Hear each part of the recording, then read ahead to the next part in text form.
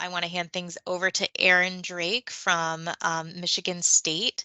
Erin was gracious enough to be our user spotlight guest for the month of November. Erin, if you want to go ahead and share your screen. I know you said you had a PowerPoint. If you want to share your camera as well, you can. There it is. And thank you so much. And the floor is yours. Okay, perfect. Well, thank you so much for inviting me. I certainly feel honored to be able to share our story with everybody. And I certainly invite any and all of you, if you have ideas about how we could be doing things differently, you know, that's part of this process. And I invite you to share that with us too. We'd certainly like to work smarter, not harder, as we all use this particular system. So I am in the Office of Academic Achievement at Michigan State University, College of Human Medicine, and we work with about 800 students across 3 to 4 different kind of cohorts or curriculums, if you will. And so we came to Accudemia. Really, our challenge was we needed to provide quality academic support services in a timely manner.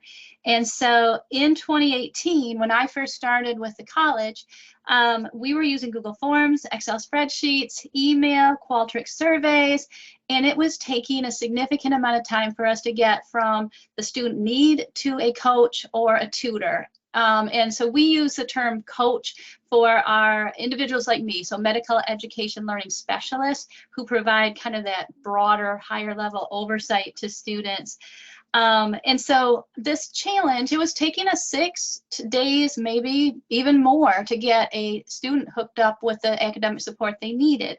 And so one of the things that we wanted was a way to make that happen in a really quick turnaround. And now we're able to schedule student meetings, you know, with a coach as soon as possible. And for our tutors, we set up within 2 days or 48 hours to leave time for both the student and that tutor to have some preparatory time.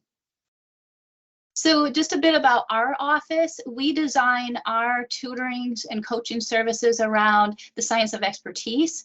And so the idea that a student would come to us with a particular academic goal, we would link them with a tutor who has a particular skill set and expertise.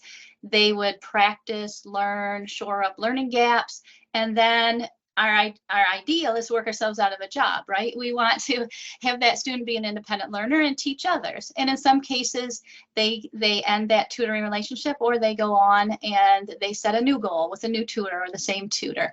So that's sort of our overarching philosophy.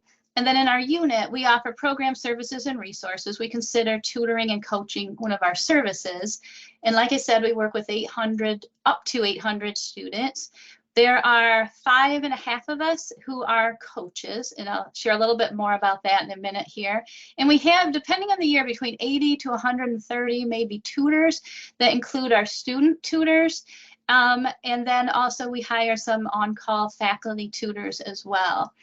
And then we also have sort of hacked the system to allow us to offer academic support webinars. And I'll share a little bit about that and how we've used the system to allow us to do that as well. So in terms of numbers, we have about over 2,000 coaching interactions. This is last year's academic year data, 1,400 tutor interactions, and then over 250 students in some of our programming that we do. And so again, this was sort of our progression. And so we have a small center license. And so that's what we started with. That's what we've continued with.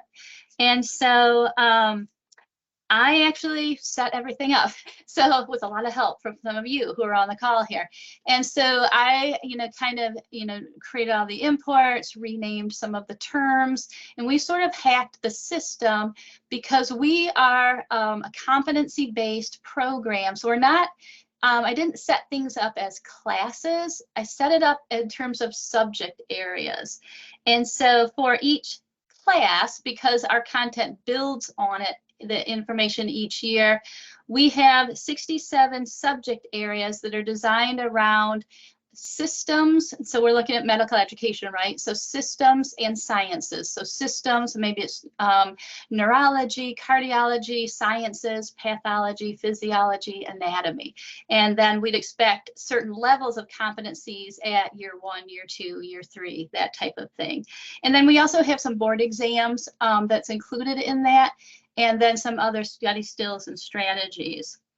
And so we've kind of customized it to allow for that type of a progression and that type of a curriculum, which is a little bit unusual. And then we did create additional profiles to be able to enable us to collect information that our administrators or that I wanted to be able to monitor and inform our work and how we're doing and how we assess our work and that type of thing. We did use or work with our university. We have a single sign-on, and so that was one place IT helped with. But for the most part, I was able to do it with some help and coaching and one-on-one meetings with the Accudemia staff. So in terms of coaching, we are set up as tutors in Accudemia. And so this is a pro and a con, right? Because we are kind of limited to the tutor restrictions. And so we've had to make some kind of decisions and accommodations related to that. Students can schedule with a coach at any time, any number of times. And typically I might meet with a student every 2 weeks or maybe once a month. And then in the system, because the coaches count as tutors, to provide some sort of restrictions to kind of make sure, you know, a student isn't scheduled a tutor every day and a coach every day. We've kind of put some restrictions, assuming a student at the most might meet with a coach for an hour, might have 2 hours of tutoring, and might do maybe 60 to 90 minutes or 2 hours worth of programming if we offer a particular program or what we call question review sessions in a given week.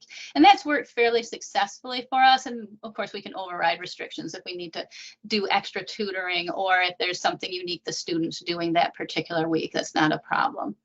And then coaches are expected to complete a session log or an intake summary at the end of each coaching session, and similarly to what we'd ask of our students too. And then in terms of tutoring, probably like many of you, our tutors are hired through a competitive process. We complete an annual training. So each year we will require all of our tutors to go through, and it's sort of design your own journey, depending on their expertise. We definitely have them go through updates in Accudemia. We want to update their subject areas. Has anything changed for them if they're continuing with us? Students can schedule with a tutor at any time, you know, so we have that 48-hour window. Tutors also set up their schedule and monitor their availability. And so right now, because we have 2 main campuses and 8 communities across Michigan where our students are, we have been using Zoom before the pandemic. And so when the pandemic hit and everything rolled to Zoom, we rolled easily with it, you know, which was something that was, you know, one of the positive things that helped us serve students. So we were ready for that, and we've maintained it. And this allows us to provide the expertise students need, regardless of where they're located. And we've been very successful with that. So I would say 99% of our appointments are still Zoom. So that's worked for us. Students can schedule a face-to-face. They just need to use the sign-on. And again, we just make sure that that works for the tutee and the tutor. So tutors also complete a session log at the end of each appointment. And so in that session log or intake, we've customized it to kind of say, hey, who did you meet with? You know, what were some of their goals? What were some of your recommendations? What did you suggest that student do in terms of homework or tasks we want them doing and implementing some skills in between sessions? Is there anything we should know? And I ask that and check that data weekly just to make sure that I'm supporting that tutor, and or if they're worried about a particular student, we get referrals and we get that student supported in an appropriate way. That session log also has questions regarding payroll, and we use that to triangulate the payroll data they enter in the system. And so that's sort of our payroll confirmation in terms of how much time did they meet, et cetera. What did they have prep work or other types of comments.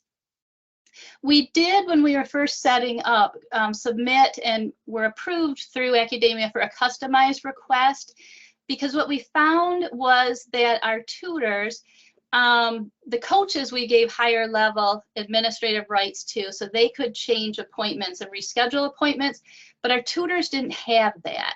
And so we didn't want to give our tutors all sorts of admin, permissions, but we did want to allow them to reschedule 2T appointments if something canceled within that 48 hours. And so we were able to give them some bypass restrictions.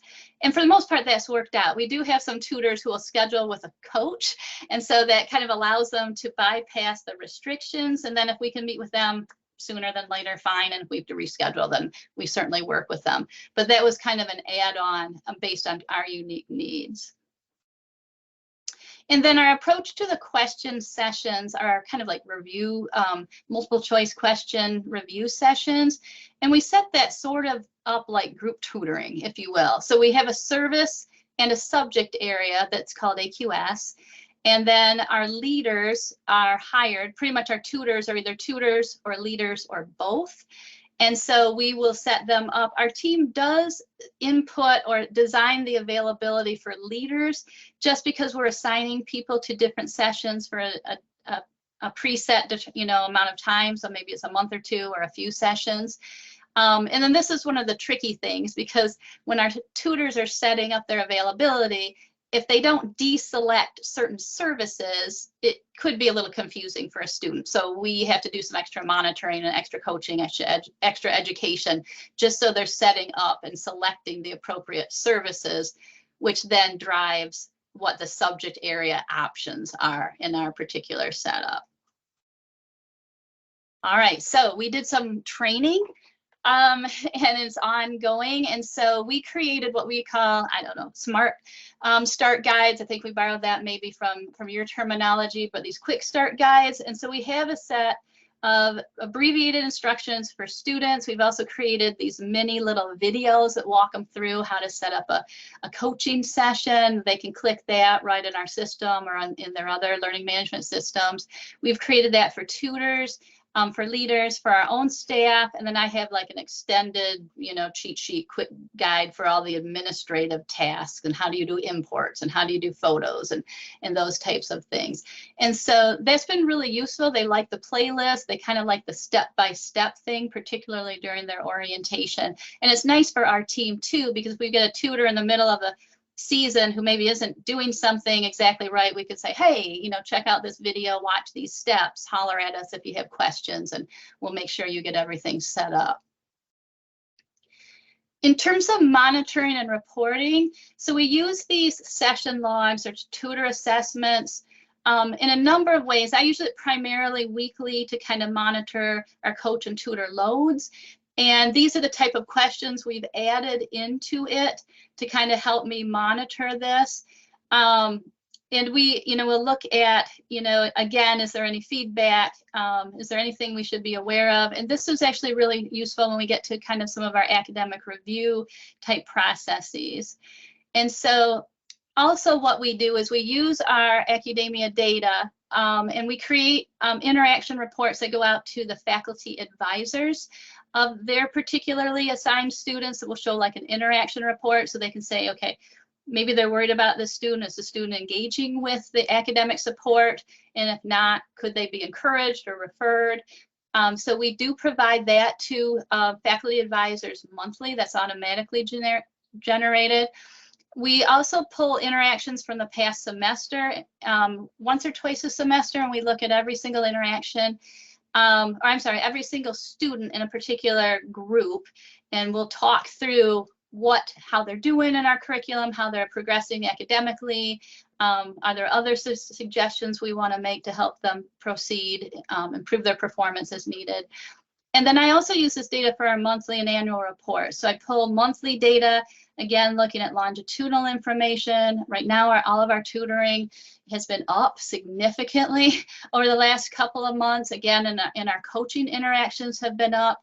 And this has been really powerful for me because data tells a story. And so I've been able to show this data and say, hey, look, our coaching is up 800% over last year. I think we need more staff, and I'm not kidding. That was one of our stats like in 2019 or so. And we were able to kind of use this data to justify additional needs, demands, help, that type of thing. And then also load. I manage my coach's load, and we look at, okay, does somebody need to back off a little bit, and could somebody offer up some additional availability? So we want to make sure that we're taking care of the wellness of our staff.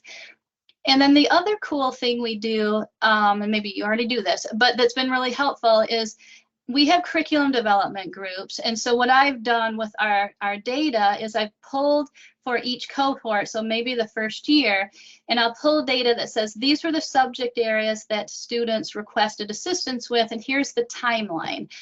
So early in the fall semester, they were asking for additional support in anatomy or physiology.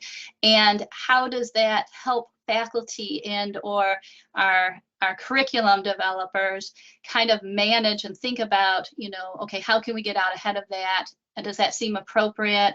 Are students struggling? Do we need to reteach certain content in light of maybe some of the challenges and the different things that students are reporting? And we also use our session logs where tutors will input kind of like what their recommendations are. And we share that with faculty too, so they can understand, okay, well, here is how faculty are encouraging students to think about learning a particular, skill or concept. How is this helpful to you? And could you be doing anything else, to help support students similarly? So that's been kind of nice too. So I know that was a lot, and I talked really fast. Hope I covered all of the big topics that were of interest. But I'm happy to answer any questions or comments or go back through any particular ways we've used the system.